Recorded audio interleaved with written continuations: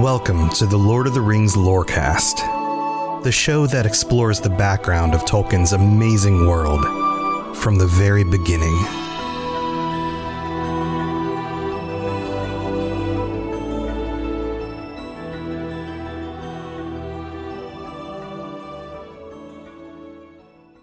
Welcome back to the show, everybody. This is your host, Tom, or Robots. Normally, I don't start out episodes like this, but I wanted to give you kind of a preface here with no instrumentation or sound effects or anything in the background to talk about where we're going with this episode and maybe some of the episodes moving forward. Because as we get further and further into the Second Age, you've probably noticed that things are very condensed. We're already about 2,000 years into the Second Age, and not a whole lot has happened since the last, or at least through the last episode, other than everybody starts out pretty good in Numenor, everybody's friends with the elves, and they're doing what the Valar want them to do, and then they start thinking about death, and everything starts heading downward. And so that's where we are now. And the rest of the Second Age is highly condensed in the Silmarillion. It is complex in detail and yet broad and kind of obtuse at times. There's lots of names.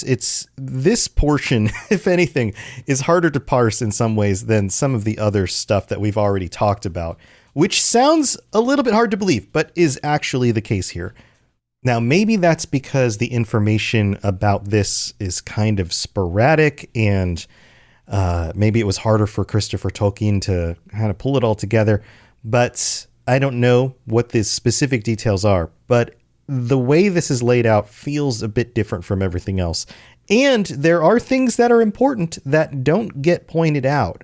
And so I'm going to bring those things up a little bit, but I want to focus more on the representation we get here in this text, and then expand out more into the greater knowledge that we have from other sources at a later date as we work our way through those sources. So you can kind of keep everything pieced together from the way things were in each of the different books.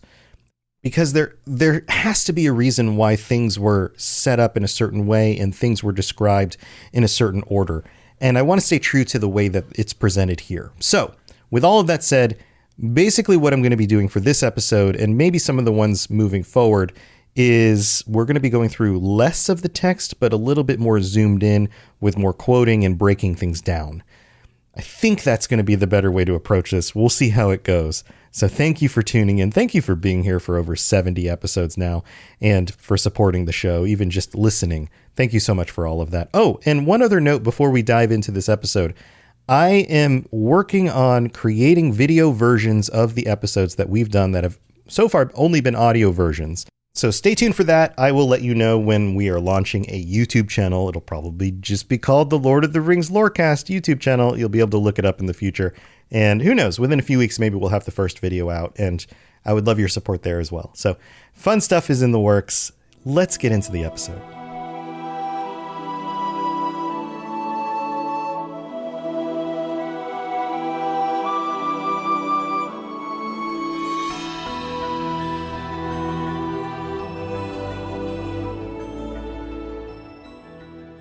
So I think what we'll do is we'll take each of the paragraphs as they come. And this episode is primarily focused on what was going on in Numenor with the Numenorians around the middle of the Second Age. And in the last episode, we talked about how they were at their height and that they became fearful of death and all of that. This picks up directly after that. So here, I'll read the passage and then we're going to dig into it. It says, "Thus the bliss of Westerness became diminished, but still its might and splendor increased." So pause. The bliss of Westerness, the island of Numenor, the being over in the western part of the world, all of the blessings that were given to them were being taken for granted. And even though that was happening, their might and splendor increased. They became more powerful still. Quote, "For the kings and their people had not yet abandoned wisdom, and if they loved the Valar no longer, at least they still feared them." That is a very important line. They no longer loved the Valar, but they still feared them. They knew they were real, But they were still jealous of this undying quality that the elves and the Valar had, and they themselves could not possess. It goes on, it says, they did not dare openly to break the ban, meaning to sail into the west, or to sail beyond the limits that had been appointed. Eastwards still they steered their tall ships, but the fear of death grew even darker upon them, and they delayed it by all means that they could. And they began to build great houses for their dead, while their wise men labored unceasingly to discover if they might find the secret of recalling life, or at the least of the prolonging of men's days. So not only have they turned their backs from the Valar, they have become so obsessed with this conquering of death that their wise men worked to try to defeat it, to try to either recall life after somebody was dead, or to at least prolong their life. Now, prolonging your life, it doesn't sound like a terrible thing. Let's cure disease, let's help people live longer lives. That doesn't sound bad. But the concept of recalling life, bringing life back to somebody who died, we're talking necromancy. And that might ring a bell, because if you are familiar with The Hobbit and The Lord of the Rings, there is one individual who is known as the Necromancer. He lived in a tower in Mirkwood, and eventually was revealed to be Sauron himself. Now, it's not specifically stated here, but we know in other materials that Sauron was influencing the peoples of Middle-earth in disguise. Was this part of what he was doing? The passage goes on and says, yet they achieved only the art of preserving incorrupt the dead flesh of men, and they filled all the land with silent tombs in which the thought of death was enshrined in the darkness. So they're creating mummies. They're trying to handle death in a very different way. And the way this specifically notes it is that death was enshrined in the darkness. Now they were just keeping people who had passed away looking like they're alive, but alone in darkness for the rest of time. It's almost symbolic. They turned away from the light of the West only to bury their dead in ways that make them look like they're alive still, but are going to be in darkness until the end of the world. It goes on and says, but those that lived turned the more eagerly to pleasure and revelry, desiring ever more goods and more riches. And after the days of Tar and Calimon, the offering of the first fruits to Eru was neglected, and men went seldom any more to the Hallow upon the heights of Meneltarma in the midst of the land. They turned from the things that were good and no longer even enjoyed life the same way that they did before, because they sought more pleasure, more revelry. Nothing was good enough. And on top of all of that, during the lifetime of the 14th king of Numenor, Tar and Calimon, they neglected the worship of Eru. This is the one location, as we talked about in the last episode, of a place in the world where you had a temple for worshiping the God above everything. And 14 generations later, and albeit long generations, but 14 generations later, they're no longer doing that. They have turned away from so much of what made them great, and now they are in the darkness, trying to pleasure themselves and make life worth living when they've turned away from the things that made life worth living to begin with. The next paragraph goes like this. Thus it came to pass in that time that the Númenóreans first made great settlements upon the west shores of the ancient lands, for their own land seemed to them shrunken, and they had no rest or content therein, and they desired now wealth and dominion in Middle-earth, since the west was denied. They couldn't go west. They were no longer happy with their homeland. They didn't feel like they had enough. And so the age of colonization begins. And it's not called that, but this is absolutely, in my mind, what Tolkien is drawing from. This idea that the cultures of our actual real world European West were not happy with the things that they already had. They needed to seek out other places, the Americas, Africa, Australia, other locations, India, in order to establish control and power over those people in order to bring back wealth to their own land. It goes on and says, great harbors and strong towers they made, and there many of them took up their abode, and they appeared now rather as lords and masters and gatherers of tribute than as helpers and teachers. It wasn't too many generations before this that they were still heading over to Middle-earth in order to teach and help the people and rise them up.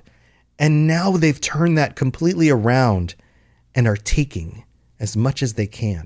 And the great ships of Numenorians were borne east on the winds and returned ever laden. And the power and majesty of their kings was increased. And they drank and they feasted and they clad themselves in silver and gold.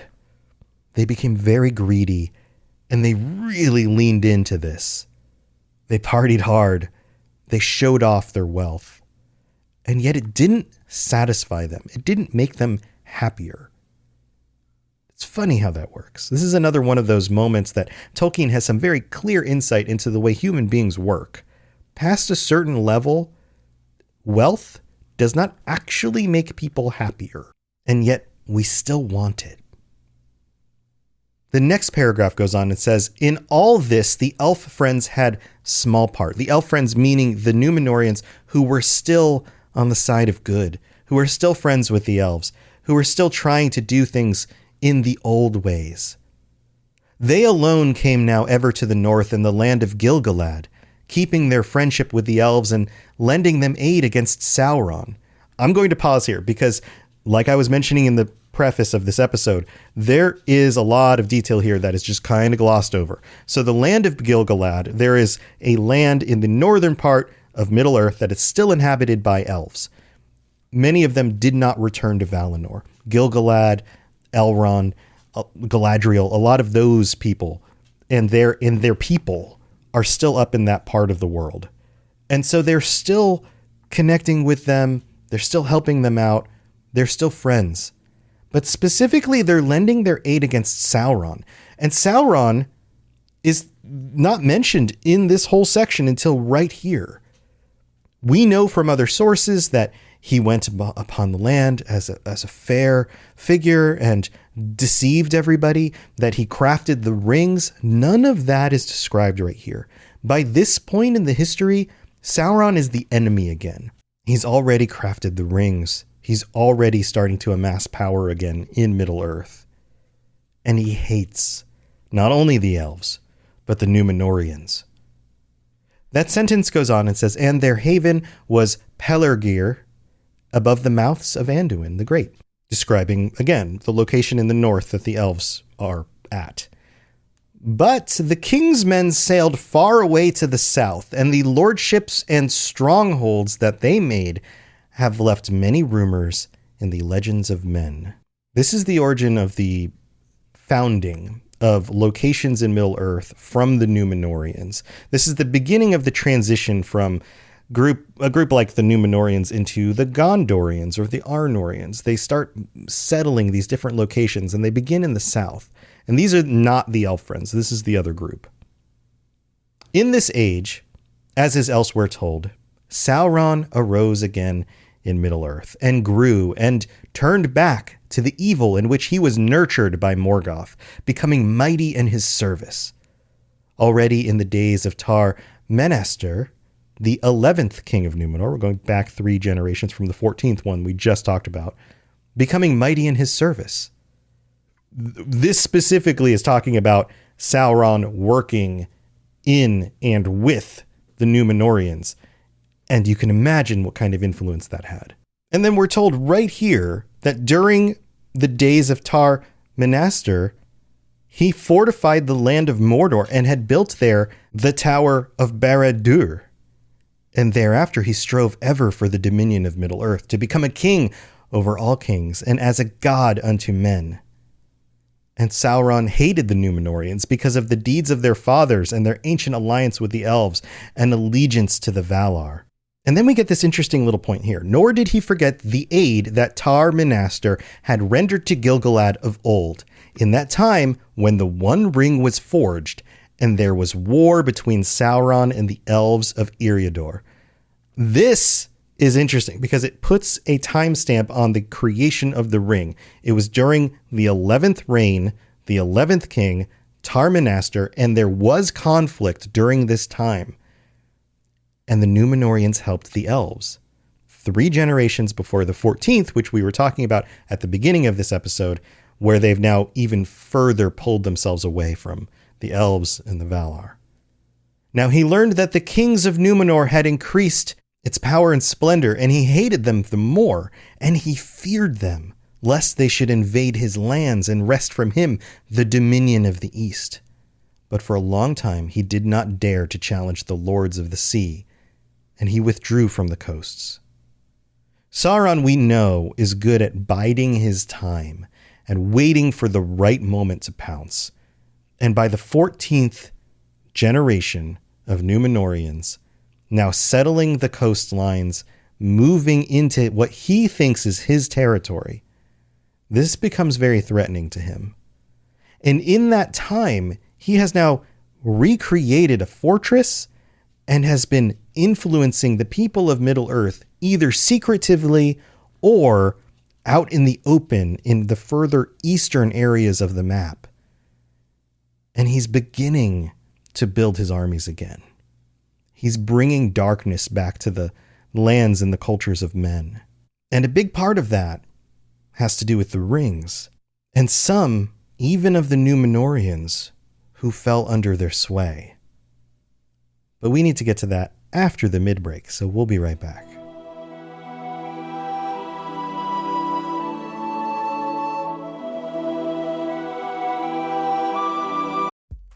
It's time for that spring reset. I'm taking a look at everything in my closet and figuring out that, oh no, this absolutely needs to go. And it's about time I replace things so that my clothes aren't older than my 15-year-old. Now you might think that they lasted that long because they were well made, but no, they're in terrible condition. Unlike the new jeans I just got from Quince. Jeans have always been my personal go-to because you can kind of wear them for lots of different things, but maybe they're not your thing. Maybe you're looking for, 100% European linen with insanely soft flow knit activewear fabric. It's definitely getting warmer, and their flow knit activewear is moisture wicking, anti-odor, and soft enough that you'll actually want to wear it every day. So pick out what you want. You can't go wrong because they have prices 50 to 60% less than similar brands. And like I said before, they are high quality. I continue to wear their clothes all the time, and I know that these new jeans are going to last me a lot better than the other things in my wardrobe. And on top of it, they look great. They're so comfortable, and I spent just as much on the jeans that I am now cleaning out of my wardrobe. So if you're looking for something better, just all around better, go check out Quince. So go do it right now. Refresh your wardrobe with Quince. Go to quince.com/ringslore for free shipping and 365-day returns. Now available in Canada too. Go to quince.com/ringslore for free shipping and 365-day returns. Quince.com/ringslore.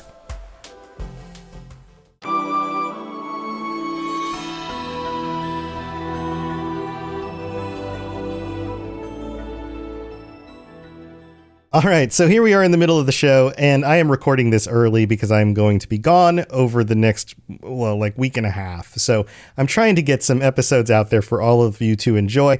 I will have this episode for the week coming up, obviously when you're listening to this, with the bonus episode as usual. Then I have an extra kind of long episode that's sort of just a double.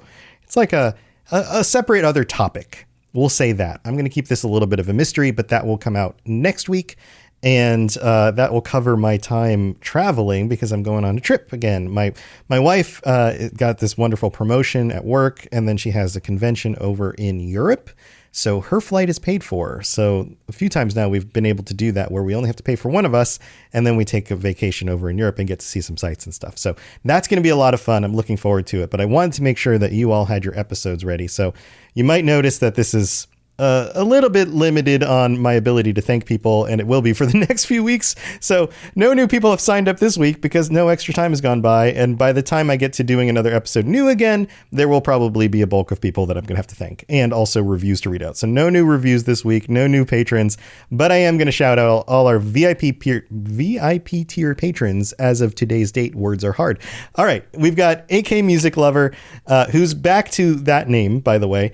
Anakin Skywalker, Austin C, Azzle Razzle, Bo, Black Squirrel, Brad S, Brandy D, Chewbacca, David S, David M, Drupal, Esoteric Rage, Fulcrum, Gavin Alaf, Jesse P, Katie S, Capenna, Larry, Michael E, Nick K, Obi-Wan Kenobi, Rivqua, Sam B, Swiggy Swoo, TJT, Tour Son of Hoor, Tyler M, Wes P, and Who Let the Juan Out. Thank you to all of our VIP patrons and everybody else who supports the show.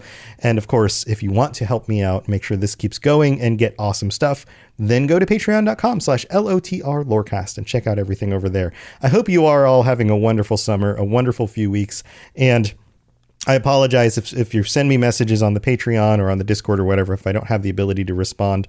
A good portion of our trip is actually going to be on another cruise, weird enough. And I may or may not have good Wi-Fi and connections and stuff. So, but I'll do my best to catch up when I get back after like the 30th, 31st or something like that. So I'll see you then. And I hope you enjoy the rest of this episode. Thanks again for being here. And here we go.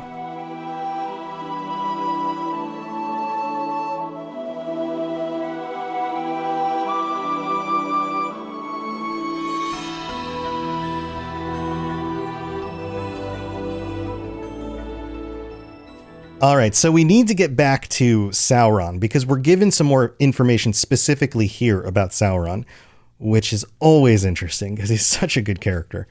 It says, "Yet Sauron was ever guileful, and it is said that among those whom he ensnared with the 9 rings, 3 were great lords of Numenorian race." So 6 of the rings of men, of the 9 rings of men, went to men who were from Middle Earth, that were from some other lineage. But 3 of them he was able to capture who were of Numenorian stock. And that is a particularly interesting feat. Now, it's not very well explained, but we at least know that much about it. It goes on and says, "And when the Ulairi," maybe that's how you pronounce that, "arose, that were the ring wraiths, his servants, and the strength of his terror and mastery over men had grown exceedingly great, he began to assail the strong places of the Numenorians upon the shores of the sea." Can you imagine armies from Sauron skirmishing and raiding parties led by ring wraiths attacking your settlements along the sea? That would be terrifying. And I'm sure it was fairly successful for him. "In those days, the shadow grew deeper upon Numenor, and the lives of the kings of the house of Elros waned because of their rebellion." Let me say that again. The lives of the kings of the house of Elros, the kings themselves, the people who descended directly from Elros, their lives waned because of their rebellion. Their lifespans decreased. In all of this, they were seeking unending life. And in actuality, their lives got shorter and worse. They'd never been wealthier. They'd never had more food, more things to enjoy. But because they turned away from the path that was deemed the way they should go, worshiping Eru, following the things that the Valar had set out for them, they reaped the reward, I'm putting that in quotes, of shorter lives. And even amidst all of that, it says they hardened their hearts the more against the Valar. they became bitter about it. And the 19th king took the scepter of his father. So now 5 more generations after the 14th, which was what we were talking about. And he ascended the throne in the name of Adunachor, Lord of the West. And that's what that translates to. Forsaking the elven tongues and forbidding their use in his hearing. Adunachor should have been Herunemin. Herunemin is Elvish, and all of the kings up until that point took elven names. Adunachor is not an elven name. But even then, they still maintained some of their tradition. It says that yet in the scroll of kings, the name Herunemin was inscribed in the High Elven speech because, quote, the kings feared to break utterly this ancient tradition, lest evil befall. It's as if they knew that the things they were suffering were because they were breaking these traditions, and yet there were some traditions they still would not break. Now, this title seemed to the faithful over-proud, being the title of the Valar, Lord of the West, and their hearts were solely tied between their loyalty to the House of Elros and their reverence of the appointed powers. So this is what the faithful are going through. There are still people in Numenor who are faithful, who are friends with the elves, who want to live the lives that the Valar told them they should live. And yet they're so torn between following their king and the reverence for the Valar. But then it goes on. But worse was yet to come, for Ar-Gimmelzor, the 22nd king, was the greatest enemy of the faithful. In his day, the white tree was untended and began to decline, and he forbade utterly the use of the elven tongues and punished those that welcomed the ships of Eresia that still came secretly to the west shores of the land. This was outright banning friendship with the elves and the tending of the tree. And so the tree begins to fade away.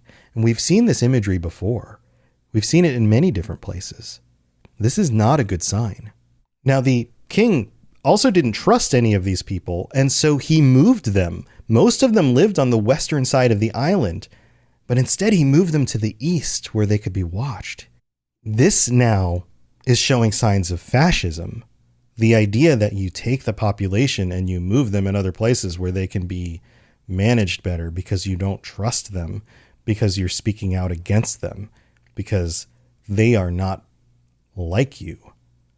This is dangerous stuff, and this is absolutely the kind of thing that Tolkien had lived through in the 20th century. It goes on and says, and the chief dwelling of the faithful in the later days was thus nigh to the harbor of Romena. Thence many set sail to Middle-earth, seeking the northern coasts where they might still speak with the Eldar in the kingdom of Gilgalad. This was known to the kings, but they hindered it not, so long as the Elendili, the elf friends, departed from their land and did not return, for they desired to end all friendship between their people and the Eldar of Eresia, whom they named the spies of the Valar, hoping to keep their deeds and their counsels hidden from the lords of the West. But all that they did was known to Manwë, and the Valar were wroth with the kings of Numenor, and gave them counsel and protection no more. And the ships of Eresia came never again out of the sunset, and the havens of Andunai were forlorn.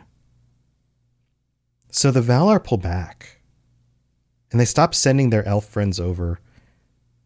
And they're like, well, if you're going to go off and do what you want, then you're going to reap the rewards of doing whatever you want. Good luck. Basically, we can't force you to love us. We can't force you to listen. So if you're going to go off and do what you want, then go off and do what you want. It's kind of a prodigal son kind of scenario. And then we're given this little passage here, which is interesting because it gives us some insight into the way the culture and the groups of people in Numenor were structured. It says here, that highest in honor after the houses of the kings were the lords of Andunai, for they were of the line of Elros, being descended from Silmarion, daughter of Tar Elendil, the fourth king of Numenor. So this separate line of lords came from like the king's line and are now known as the lords of Andunai. And these lords were loyal to the kings and revered them, and the lord of Andunai was ever among the chief counselors of the scepter. This is a group, the counselors of the scepter. Yet also from the beginning they bore a special love to the Eldar and reverence for the Valar. And as the shadow grew, they aided the faithful as they could. But for long they did not declare themselves openly, and sought rather to amend the hearts of the lords of the scepter with wiser counsels. This group, the lords of the Andunai, were secretly trying to influence the line of kings and other people to go back to the old ways. And they were friends with the elf friends. Although they couldn't come out openly and say it, they were helping where they could, trying not to reveal themselves and to have an influence secretly on the inside. It's pretty cool. This section goes on and says, there was a lady in Zilbeth, renowned for her beauty, and her mother was Lindorai, sister of Erendur, the lord of Andunai, in the days of Ar Secalthor, father of Ar Gimilzor. These are new kings, so you can tell by the R at the beginning of the name that haven't been mentioned yet. Ar Secalthor, words are hard. Secalthor, we'll call it Secalthor, is the 22nd in line, and Ar Gimilzor is the 23rd king in line. And Gimilzor took her to wife, though this was little to her liking, for she was in heart one of the faithful, being taught by her mother. But the kings and their sons were grown proud, and not to be gainsaid in their wishes.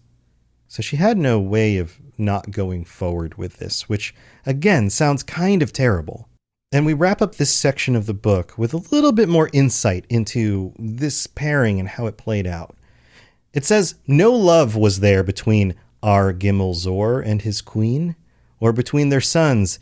In Zaladin, the elder, was like his mother in mind, as in body, but Gimilcad, the younger, went with his father, unless he were yet prouder and more willful. To him, Ar Gimilzor would have yielded the scepter rather than to their elder son, if the laws had allowed.